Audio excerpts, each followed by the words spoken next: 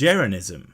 Oh hey, I've heard of you. People keep telling me to look at your channel, but I don't trust people anymore.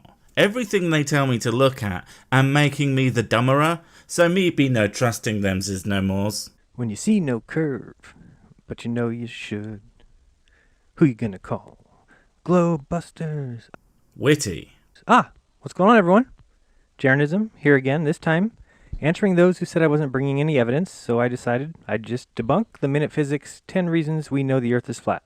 Oh, I'm sure this will be stuffed to the gills with evidence, and not just you going, "No, you," for 6 minutes straight, while clearly not understanding what's being said and or not addressing the actual arguments presented. So here goes, 10 reasons, 10 debunked. Click the link to watch those first, or follow me. 10 reasons, 10 debunked? You're gonna debunk the number 10 10 times? That, or maybe you should learn to English. Number 10, the other planets are round.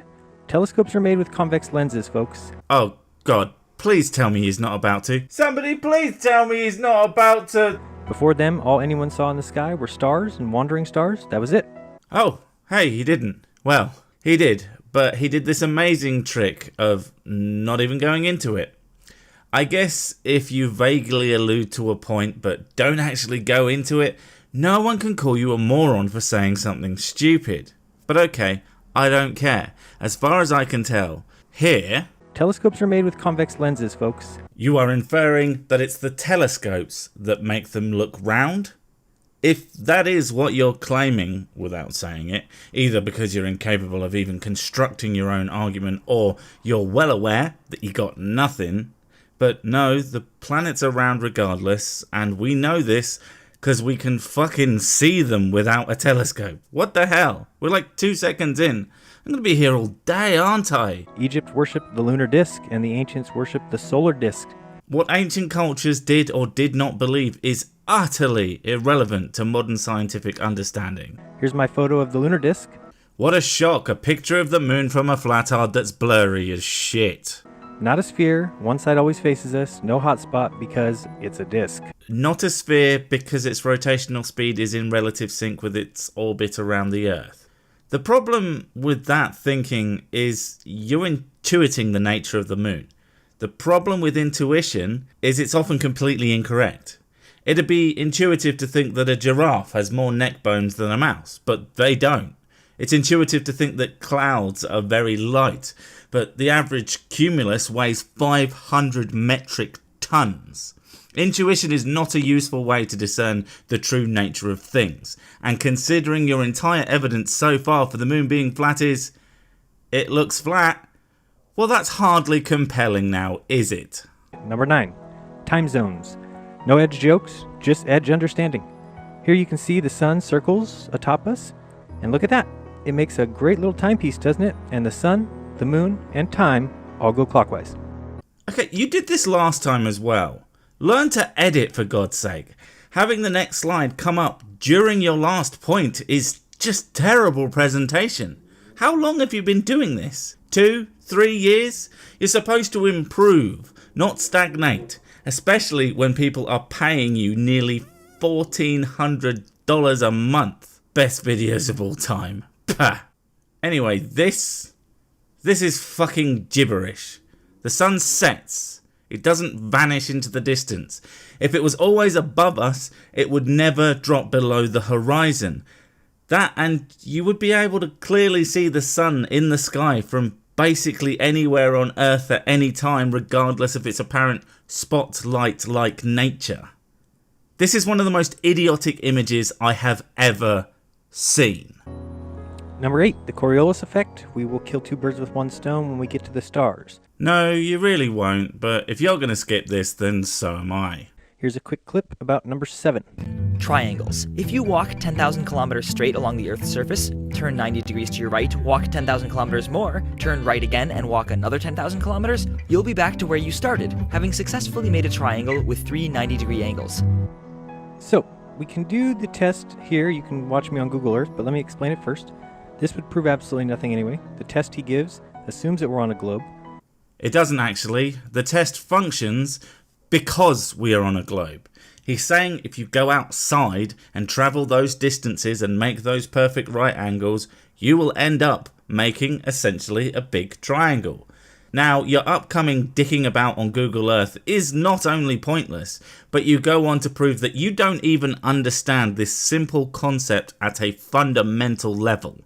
Is the walker going straight, or is he going on one of your latitude-longitude lines? He doesn't need to. Those lines are for human navigation and understanding of locations.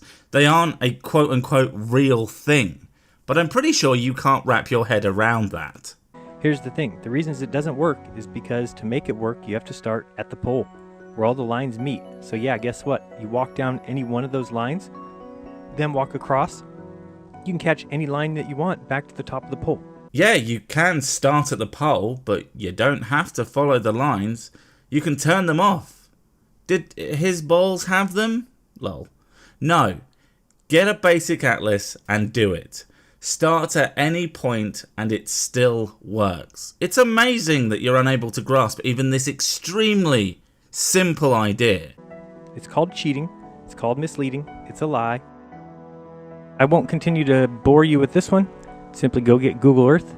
Play with it yourself. It's impossible. The only way it works is by starting at the top of the globe, which is cheating. All you're doing is taking one of the lines down to the equator across, and one of the lines back up. You are a moron. You can just take a look at these 3 right angles right here. I think those angles look pretty acute to me when you turn the triangle over. Are you fucking kidding me? Of course they look acute directly from above the center of the triangle. But if you look at them from above the right angles themselves, it's like you're trying to refute the existence of spheres entirely. No one can possibly be this dumb. The sun, as we've explained, sets out of your field of view on the horizon, gets smaller as it goes away from you. He mentions the ability to use the sun to get the circumference of the Earth, which works if the sun is 93 million miles away, but also works if the sun is 3,000 miles up and 32 miles across. No, it doesn't. Number 5. Stars change going north or south. Why, yes they do. Why don't we explain why that happens? Oh, God. I mean, please do. I just need to go put something on first. Here are the stars. You all know about Polaris, right? It is in the north.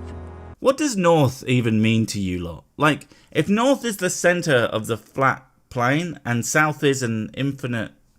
No, I need to not think about how stupid this is. Otherwise, I'm going to hemorrhage. Let's just stick to one thing that you're currently talking about. So you can take your position here on our star chart, look up north, see where Polaris is, and watch which way the stars rotate.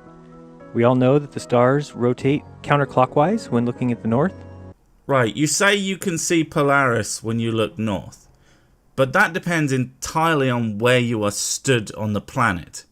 If you're far enough into the southern hemisphere, you won't be able to see it. Almost as if you'd walked around some kind of geometric shape and it blocks it out. I wonder if there's a name for it.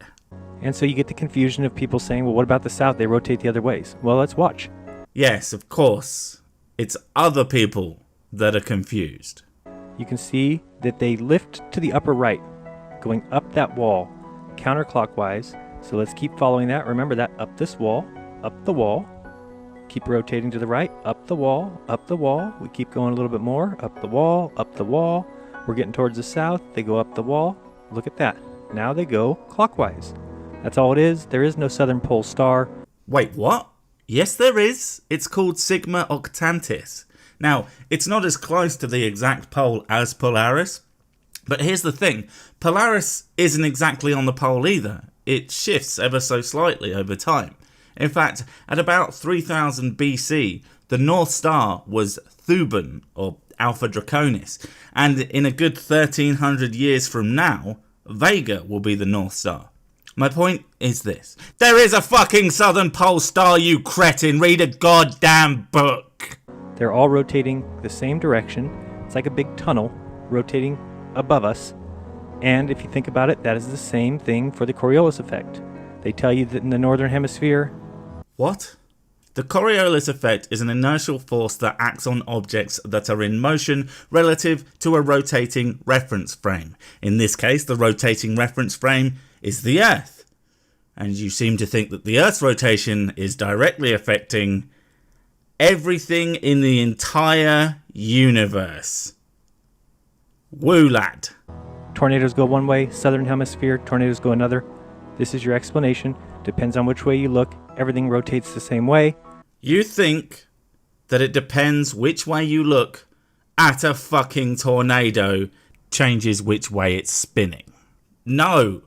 If it's spinning clockwise, whether I look at it from north, south, east, west, or even directly above, it's still going to be spinning clockwise. What the hell is wrong with you? I take it back. I'm not surprised your videos have not improved. I'm surprised you can make them without getting your cock caught in a local windmill. But there's always the eye of the observer. Magellan circumnavigated the Earth. I'm sure many of you have before. No edge jokes, just understanding the edge. I haven't got any eyebrows, but I think that only gives me a bit more of an edge. Make a circle going west and you'll end up exactly where you started. What if someone goes in a straight line and they end up exactly where they started? You know, like happens in the real. Number 3, the horizon. We've all seen the Globetrotters swear by this one. Oh, so you literally have nothing else to go with the last one. Marvellous. But here's the tip. When the boat gets out of your line of view and starts to drop behind the curve, get a telescope and guess what? It'll reappear because globe edges hate telescopes. And then get the most powerful telescope that you can and watch as the boat disappears permanently even as you turn the magnification up. It's almost like you don't understand shit. Then he drew a picture and he said if flat Earth was true, that you'd see Chicago from Michigan. Superior mirages, anyone? Guess they're superior indeed. Then he drew the Rockies behind his buildings and said if Earth was flat, we'd be able to see those too. Because everyone knows that smog, fog, exhaust, heat, mist, dew, and dirt don't exist. Everyone knows that clear days don't exist. I mean, this is just how everything looks all the time. See here? You can barely see the fourth ledge. Strange, isn't it, that you never source anything so I could say, check where that is and see what it looks like on a hot, dry day. Again, it's honestly hard to figure out if you are stupid or dishonest. Maybe it's both. Number 2, lunar eclipse. Who knows what they're doing here? One thing is for sure, shadows cannot contain color. If you had a blue aura around you, would your shadow turn blue? No. Wait. What are you talking about? He didn't say anything about the colour. This is just an absolute straight up straw man. This is what he said. Number 2. During a lunar eclipse, the shadow of the Earth on the moon is curved. Second, many reports exist where the sun and moon were both above the horizon and a lunar eclipse took place. That cannot happen unless they're messing with the moon. The eclipse is simply not what you think it is. What are you gibbering about? Refute his point, not talk about some unrelated conspiratorial nonsense. This is your brain on flat Earth, folks. Not even once. Last but not least, number 1, photographic evidence. Oh, seriously? Let me guess. Argument from incredulity coming up? Good job, that's not a logical fallacy. Oh, wait. Oh, okay. We'll take an image, check to see if it's a composite, which most are. Check others. It doesn't matter if it's a composite. Doesn't make it fake. Why make a composite if it is fake? Why don't they just make one gigantic fake? Unless, of course, they are trying to make a highly detailed and accurate as possible picture with our currently limited tech from the relatively close distances that satellites travel. Humdy fucking hum. Look for anomalies and then take a deep breath because, ladies and gentlemen, you just realized that the Earth is flat. Even if all of the pictures from space were truly fabricated, that doesn't mean that your pet hypothesis is true. You actually have to prove your ideas are correct if you want anyone to take you seriously. Isn't it strange that no one takes you seriously? Take a look at some of these and you'll see that they're using stamp-on clouds. They're identical to other places on the images. All you got to do is do your homework on this one. Well, at an educated guess, if they're making composite photos from satellites taking multiple images, you would expect some sort of artifacts. You have these astronomically high expectations from everyone else. They have to be absolutely perfect or it's just fucking worthless. Strange you can't even apply 1% of that expectation to yourself. There you have it, ladies and gentlemen. Science, evidence, 10 up, 10 down.